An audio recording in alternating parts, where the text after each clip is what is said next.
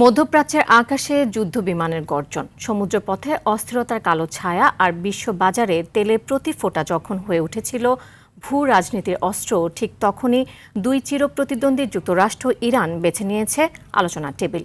কিন্তু এই চুক্তি কি শান্তির সাদা পতাকা নাকি পরবর্তী সংঘাতের আগে কৌশলগত বিরতি? যে প্রশ্ন এখন ওয়াশিংটন থেকে তেহরান, ব্রাসেলস থেকে বেইজিং সবখানেই ঘুরপাক খাচ্ছে। কি আছে 14 দফার চুক্তিতে? শাকিলা করিমের প্রতিবেদনে দেখুন বিস্তারিত। বোমার শব্দ থেমেছে, পিছু হটেছে যুদ্ধজাহাজ, কূটনীতির টেবিলেও মুখোমুখি দুই শত্রু।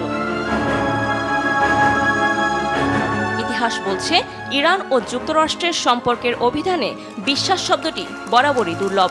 তাই নতুন এই সমঝোতাকে কেউ বলছেন শান্তির দরজা, আবার কেউ দেখছেন ভূ রাজনৈতিক দাবা খেলার প্রথম চাল হিসেবে।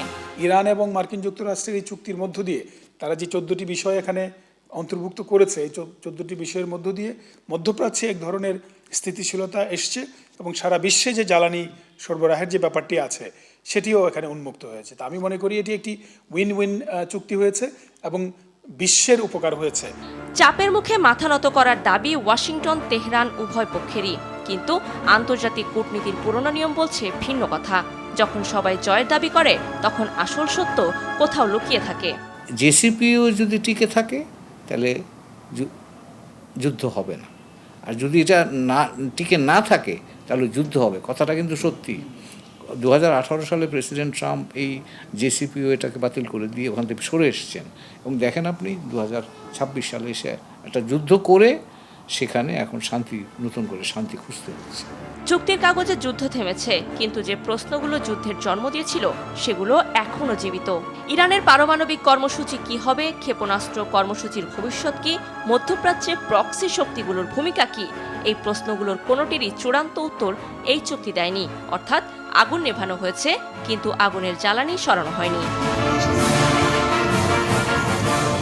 বিশেষজ্ঞরা বলছেন চুক্তি ভেঙে গেলে বাড়বে বহুমুখী ঝুঁকি।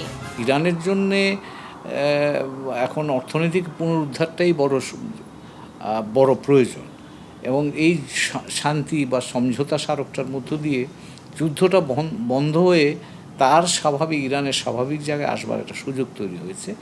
সেটাই আমি মনে করি অর্থনীতিটা হচ্ছে ইরানের জন্য সবচেয়ে দুর্বল জায়গা। আবার ইরানের উপর আক্রমণ হতে পারে, তখন ইসরায়েল লাভবান হবে। ইরানের উপর আবার আক্রমণ মার্কিন যুক্তরাষ্ট্র, কারণ প্রেসিডেন্ট ট্রাম্প কিন্তু বলেছেন যে যদি এই চুক্তির শর্ত না মানা হয় তাহলে কিন্তু আবার যুদ্ধ শুরু হতে পারে। কাজে এই আশঙ্কাটা কিন্তু আছে। তাদের মতে এটি পিস ডিল নয়, বরং পজ ডিল হয়েছে। কারণ যুদ্ধ থেমেছে, কিন্তু যুদ্ধের কারণগুলো এখনো টেবিলেই রয়ে গেছে। আগামী 60 দিনের আলোচনা ঠিক করবে মধ্যপ্রাচ্য শান্তির দিকে যাচ্ছে নাকি আবার নতুন সংকটের মুখে। শাকিলা করিম, RTV, ঢাকা।